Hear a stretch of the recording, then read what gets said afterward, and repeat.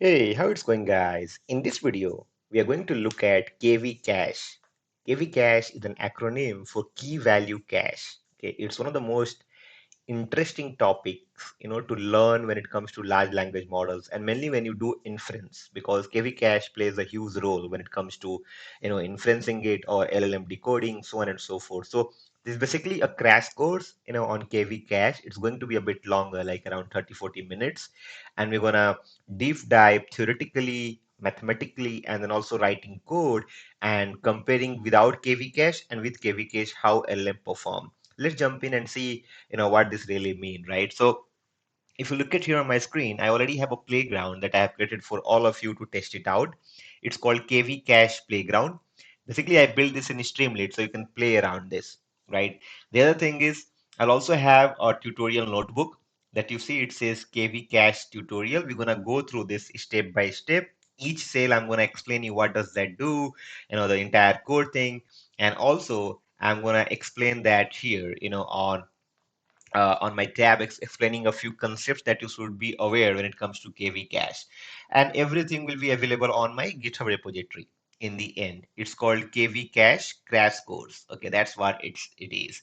Now, if you would have seen, like let's say, bots like ChatGPT or the applications like ChatGPT or Gemini and whatnot, you would have wondered how ChatGPT kind of responds instantly to long conversation without computing everything from scratch. I mean, it's not a like a genius thing. It's like how KV cache works. Okay, so we're gonna talk about it here, step by step, explaining the concept of key value caching in self-attention, because that's where it starts from. Okay, all these framework that you use, VLLM, etc., they all use KV cache under the hood, right? We're gonna implement baseline attention. If you see it here, it says no cache in PyTorch. Implement KV cache for inference time speedups, because for the inference you want to get faster responses, right? That's the agenda of the entire thing that we have been learning today. So that's what we're going to look at when it comes to this. Then we're going to benchmark generations with KV cache and without KV cache, guys, right over here. And optionally compare with Hugging Face GPT-2 using huge underscore cache. So this is what the agenda of it. If you look at a high level architecture diagram of KV caching, it says you have an input sequence. You of course tokenize the input sequence, right? And it first check if the cache is available. So if the cache is already available, it just retrieve from the cache. It doesn't compute the KV pairs, and KV pairs is a pair that is available within self-attention. We're going to talk about it when we write the code, when you go into the code. And if it retrieves from the cache, it just generates the token. It doesn't has to kind of compute and wait. And if it does not, of course, it's going to compute the KV pair. You would have heard of QKV, okay, in self-attention, and then store in cache. That's what it is. So I have few notes here. It says I intentionally avoid pinning dependencies version, will install latest available release. So I don't want to install any, because we are running it on Colab. So I don't want to install any previous versions of libraries. Uh, the demo models are very small that we're going to train in this. We're going to use some very small models, a single block of a single transformer block. And also when we are using models, we're going to use GPT-2. We're not going to use a very heavy model here, right? The goal is to measure the speed behavior, not on the quality. So don't go on the output quality. That of course depends on if what kind of model you are using. For reproducibility and simple CPU GPU compatibility, I've kept the model very small. So if you look at here what we are doing on this environmental setup, we are installing all the packages without there are any versions. So let me just run this. I'm just going to run this, and I'm just gonna see if I am on CPU, GPU. You can be on GPU as well. I'm on Colab right now. I'm using Colab free version, so you can see I'm on CPU. Okay, because I want all of you to kind of run this notebook. Now, what I'm doing, I'm fetching up a tiny Shakespeare dataset. Okay, from their GitHub, you can see it here from Karpathy.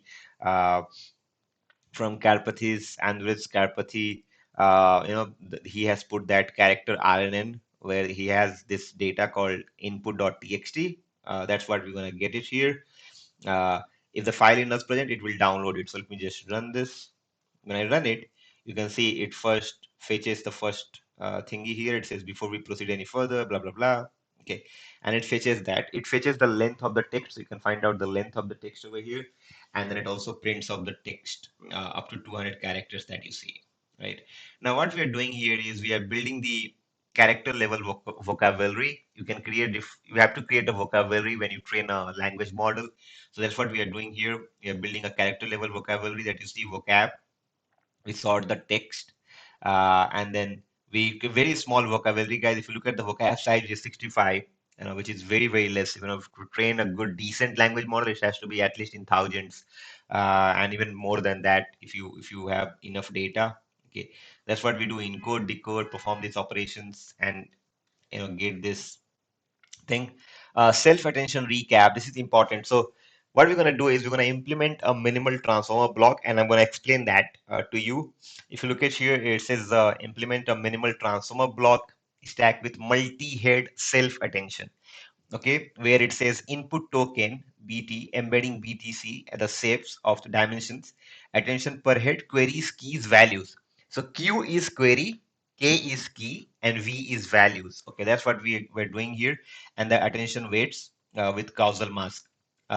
This baseline basically recomputes the key values for the entire prefix at every generation steps, which become costly as t grows. Okay, that's very interesting.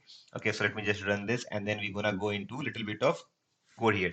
Before I go into this, I want to explain that, right? Because for you it might not be easy because you would have forget about self attention. I'm gonna explain that here. Let me just bring up my tab so I can see it. Okay, now good. So before we talk about all of these things, like we have to talk about self attention. Okay, very quickly. I already have a video on train LLM from scratch where we have covered all these things in both English and Hindi. Okay. Now in self-attention, it is the heart of how transformer works. Okay. Before we jump into KV cache, we should understand, we should go back to the formula. So I hope you are aware of the formula. Okay, if not, then let me just write it over here. So the formula of attention, right? Let me just go back to this color, is not good. Should I go on the white color? Now, attention, okay, let me just remove this. Okay, we write QKV. You would have seen this when you also print, right? When you are working with, let's say, you work with target modules, when you work with LoRa, you would have seen these letters QKV, Q projection, upward projection, downward projection, so on and so forth, right? And probably you were not aware and you were just following the documentation. See, attention QKV is like a softmax function. Okay, so let me just write softmax. Okay, it's a softmax of what? If you remember the formula, okay, it's QK of t. Okay, and I'm going to explain that what are these things mean. So if you are not aware, you can figure it out. QKT and then root underscore dk. That's what it is. And then we multiply that with v. That's the formula of attention. If you visit that, it's very important for you to understand that why we are writing. So this q is query. Let me just also explain that. So you are good fundamentally, not only writing few lines of code and saying yourself as a Gen AI engineer. That doesn't make sense in the longer run, guys, right? So Q is query, K and V, right? It's key and then value. These are, first of all, these are the terminologies. Okay, they are the matrices, or vectors, whatever you call it, for each token. So these three things, people can ask these questions in interview. When I'm taking the interviews, I ask these questions. I mean, they are matrices. If you remember your higher secondary mathematics subject, or also in your academics, wherever, college, universities, you would have learned about matrices. They're either the matrices, or you can also call it vectors. It's fine, for each token that we generate. So each token that a language model generate, okay, these are the things which are involved: query, key, value. Okay, so if your inputs, let's say if your input sequence has n tokens, right? Then each token is represented as a d-dimensional embedding. Like, there are some dimensional embeddings. I'll not say n-dimensional because n, we already talked about the n tokens. So let me just write it over here so you understand. If input sequence has n tokens, like this, n tokens, and each token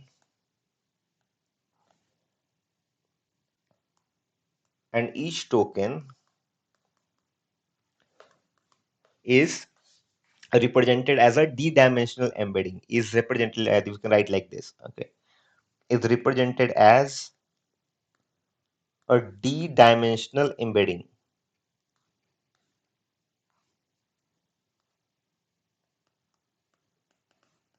Then the formula is like this. So QKV, let me just write it as of R, and what was the formula? N into N into D of K. This is the formula of how we define. Okay, now conceptually, if you understand, okay, what are we doing here in the self attention? So for each token, how much attention it should pay to every other token in the sequence. Okay, so this is the conceptual thing that we're trying to do here. So let's say each word looks at every other word. Okay, each word look at every other words and ask, how relevant are you to me? Okay, that's what they said, and that's how the tokens are being generated. Okay, so that's what the formula computes. Okay, it's very, very important for you to understand, okay, before we go into the code and if you do it. Now the question here is, okay, what are these things mean? Like, let's say if I have written here, if you see, okay, these things here, let me see what this, yeah, qk of t, what does that mean? Okay, so nothing but, let me just write it here. It's for compute similarity. So if I just talk about number one, which is compute similarity,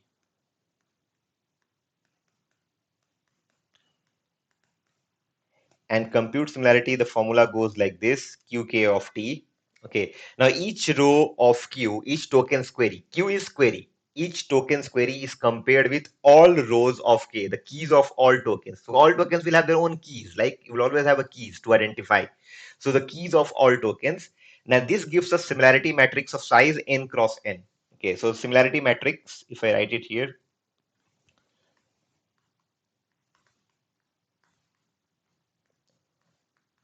now similarity matrix of size n cross n, this becomes your query. So each tokens query, these are, I'm writing each tokens query, and this key that you see, it's the keys of all tokens,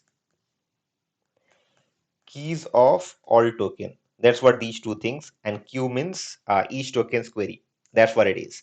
Similarity matrix, it gives you, when you compute, it gives you similarity matrix of size n cross n. Now let's say I have each entry. Now entry is nothing but I comma j, because you're talking about matrices here, right? So each entry I comma j is how much token I should pay attention to token j. That's what it is. Okay, so how much token I should pay attention to token j. That's what it is. Okay, now this is this one, qk of t. Okay, now what do you mean by under root d of k? What is this part? Okay, so this is the next thing that we're gonna see, okay, which is basically your uh, uh, we can write it, scale it down or scaling it down. I'll tell you what that does that mean, okay, in very simple terms. Now d of k is not just a frame, like a math formula that you see. It's mostly used for stabilization. So you make stabilize the it basically, dk is basically an embedding, it's a size of embedding. So I'm writing here embedding size. That's what it is, embedding size, and that can be either 512, that can be, let's say, 1024, etc. Now if you talk about this qkt, right, uh, if you don't scale it down, QKT is a dot product. QKT is a dot product that can blow up if you don't stabilize it. That's why we, use that. So we use Softmax. If you look at here, this Softmax thingy, right? Very interesting.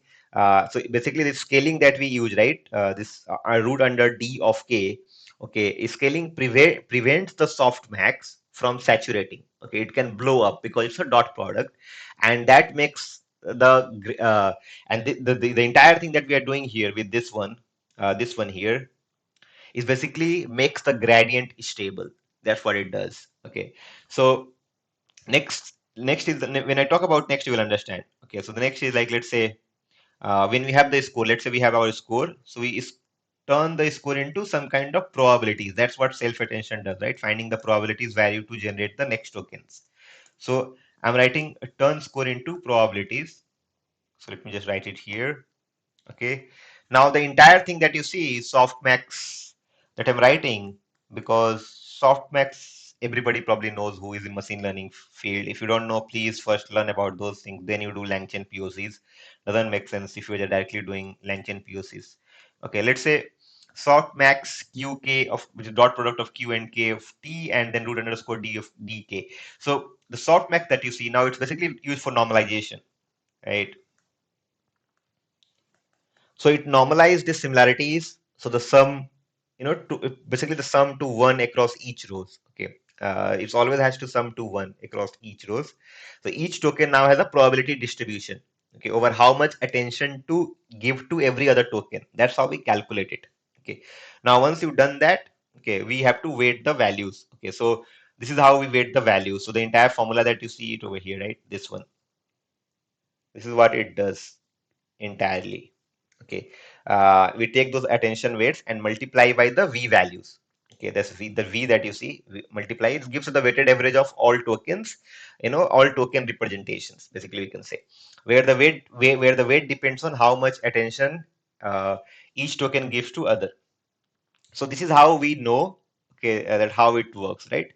So if you know simple word, if you just write it in one word, okay, for you as an interview, if you want to remember that, let's say I have these two things, right? The number one is like, let's say I have qkt right here. It's nothing but measure similarity. So in simpler term, measure similarity between tokens. That's what it does. Number two is, when I said, like, of course, divided by root underscore dk. So this is how I'm writing divided by. You can probably get that now. It basically prevents large values, numerical. It provides numerical stability. So basically prevents. So it's prevent large value. The saturation, when I talk about gradient, right? Gradient has to be stable. And the number three is like softmax, which is a function, by the way. Okay, so I'm just writing softmax function. Basically converts similarity to probabilities, right? So what it does, converts similarity to proba. I'm writing proba like this, probabilities, and then we multiply by v. So I'm writing multiply by v, which is weighted aggregate information for relevant tokens, or weighted sum, whatever you call it. Aggregate information I'm going to write. So I'm going to write aggregate info from relevant tokens. That's what it does. Okay. Now the question is why it matters for KV cache, right? Which is important to understand. So let's say during inference, when you generate text token by token, okay, you already have all old key and value pairs, KV pairs, or whatever you call it, K values.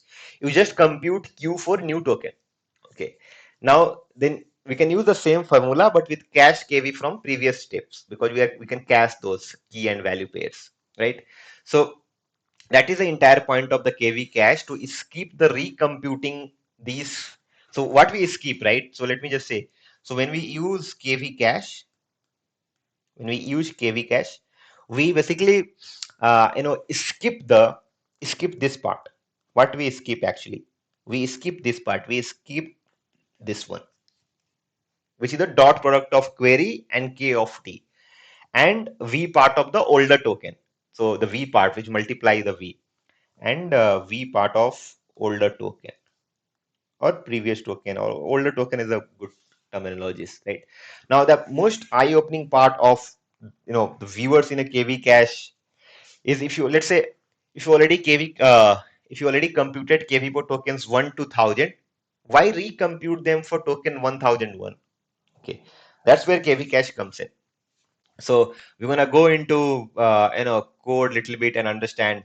And if I talk about lemon terms also, now imagine a class of 100 students. We all go to schools and we have uh, and I'm a teacher, okay, in that school, in that class particular, let's say, and I have already taken attendance for 99 students, right? When the 100 students walks in, I will not go back and again start from one student to 99, right?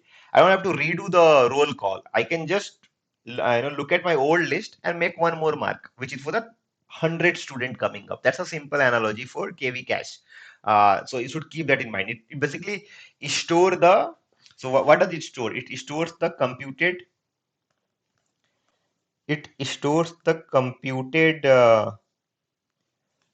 key value pair.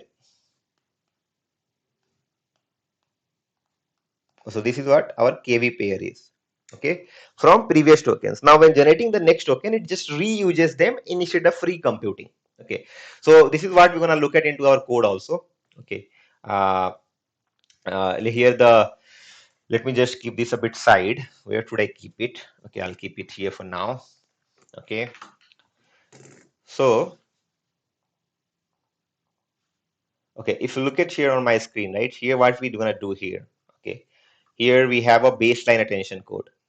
Okay, in this baseline attention code that you see, here we are not using any KV cache as of now. If you look at it, it says baseline recompute key values for entire prefix at every generation. That's what we do. So it basically slow growth as sequence increases. Okay, this one. Okay. So let me, this I'm not going to cover each and every line because I already have explained. I see, if you look at this, I have explained about softmax functions. I just explained about, KQV and how these are being calculated. Look at the formula Q into K transpose. I talked about T, the transpose, right? If you look at this, this is the dot product that we are talking about, QK transpose. And then we have math squat self head size, blah, blah, blah. So this is just a formula that we talked about now. So I'm just gonna go a bit down here. Okay. And this is where we have printed all the pipeline of that model, actually, that how many layers and everything over here that you see.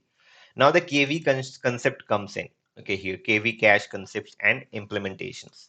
So let me just run this. Actually, I should have run that as well. Okay. Now if you look at this cache block here, right? Let me just go a bit up. So we have a cache head.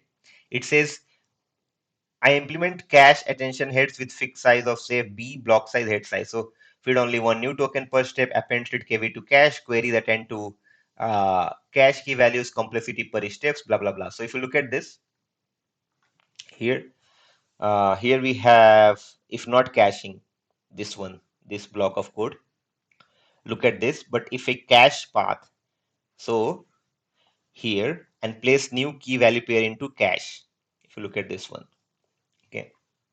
Else just don't do that if you're not doing it. This is fine. Cache multi-head attention that you see here, we'll have 1 second. Let me see that.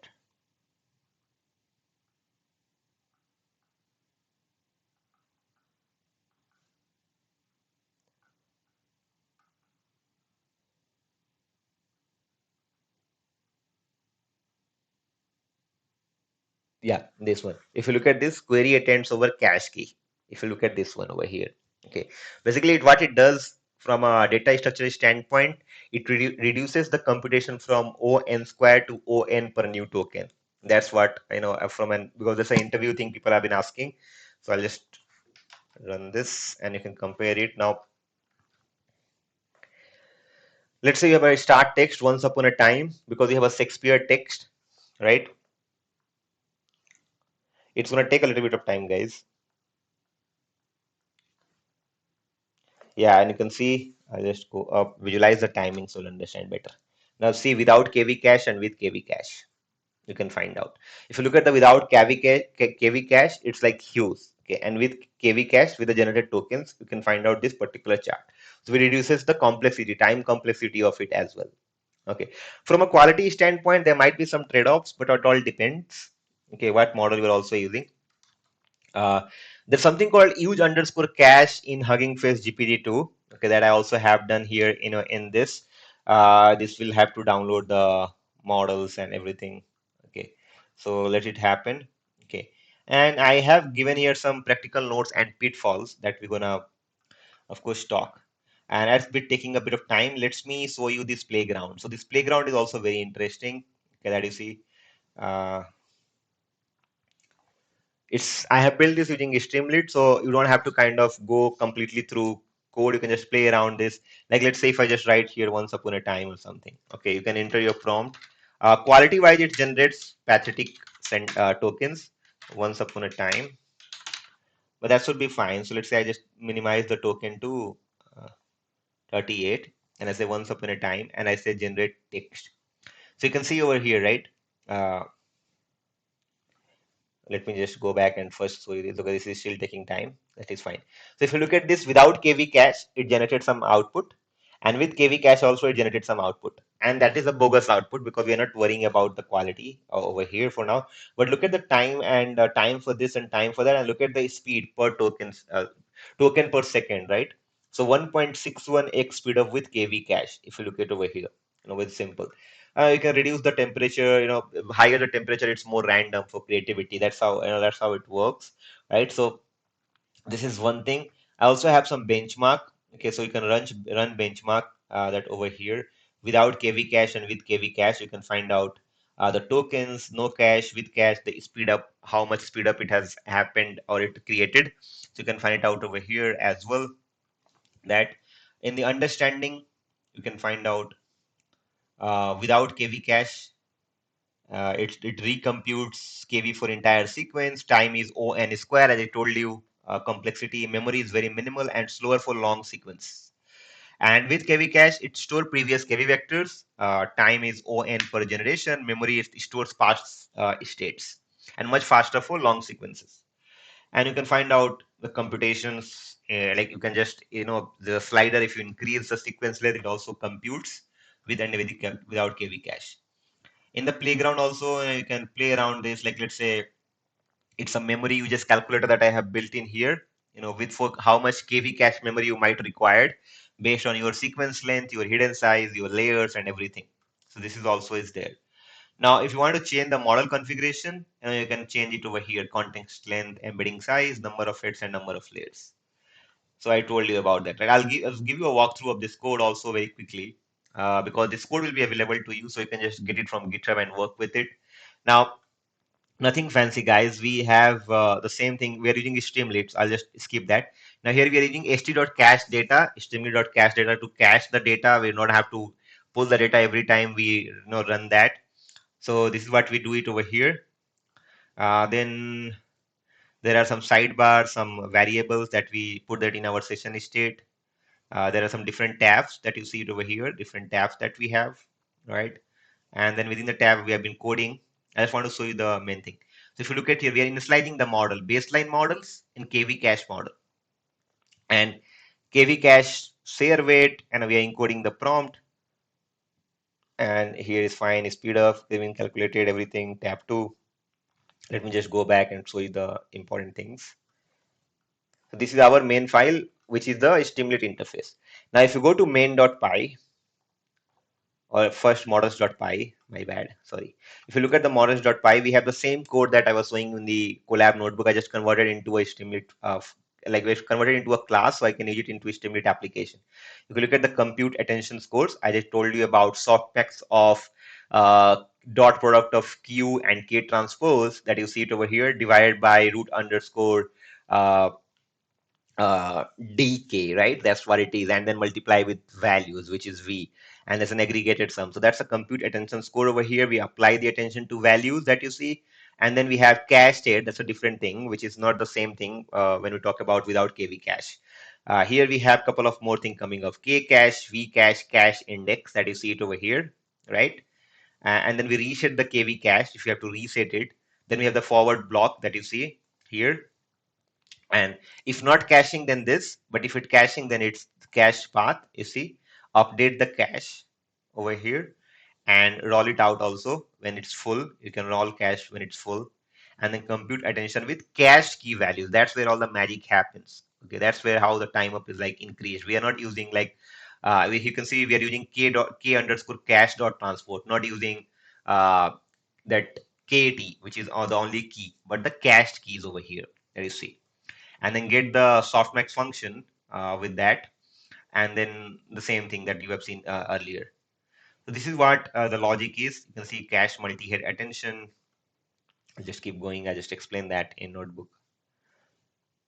And that's where we write all the code. Okay, so this is models.py and kv cache is the streamlit one. Then we have UI component for the user interface, and then we have visualizations that you see some visuals, plot attention heat maps, that it basically interactive attention heat map using plotly and whatnot. Okay, and you reuse this code if you want. I'm not using a lot of code from here. Yeah, but that's what it is. Let's go back to this one. This is done. Now you can see it over here, right? When we with cache output. So if you look at here, it says without KV cache, it took 88 seconds from GPT-2. With KV cache, it took 12.34 seconds. Look at, I think it's more than 5x, guys. Almost 7x, I will say. So there is a difference of 7x here. And if you look at the output, it says once upon a time the world was a place of great beauty and great danger and so on and so forth. And it's got it. So this is with GPT-2. Now, there's things, right? There are always pitfalls. Not always that it has only the pros. It also has cons. The thing is cache size versus context length. If you look at here, it says ensure cache arrays match the maximum context you expect. Roll or evict when full. Let's say if the cache is full, right? Then it will become a problem. So you have to roll out also. So that is also a good concept. Batching.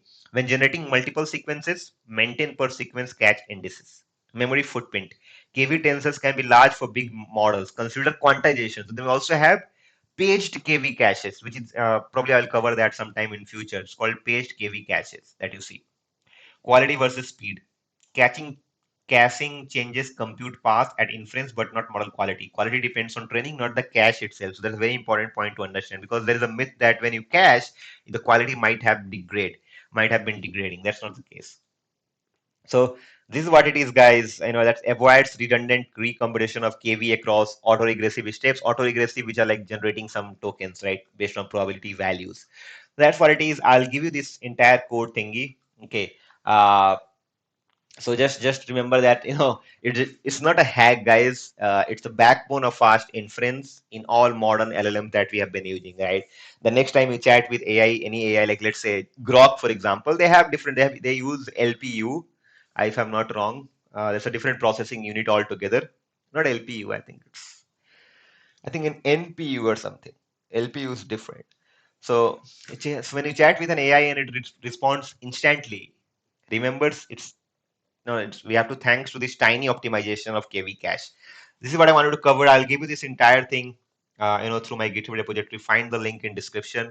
Let me know if you have any question, thoughts, or feedbacks. Happy to answer that. And if you have any feedback, happy to listen to that and improve in future. If you like the video, please hit the like icon. If you haven't subscribed the channel yet, please do subscribe the channel, guys. That motivates me to create more such videos in near future. If you also want to learn agentic AI faster, I have created an entire toolkit that you can go through. Find those link in description and also model card and within the video itself. And if you want to get already built SaaS products in the agentic AI space, I have created a bundle of 6 different projects or products that you can start as a boilerplate and build on top of it and sell it to your clients. Get that link in description. That's all for this video. Thank you so much for watching. See you in the next one.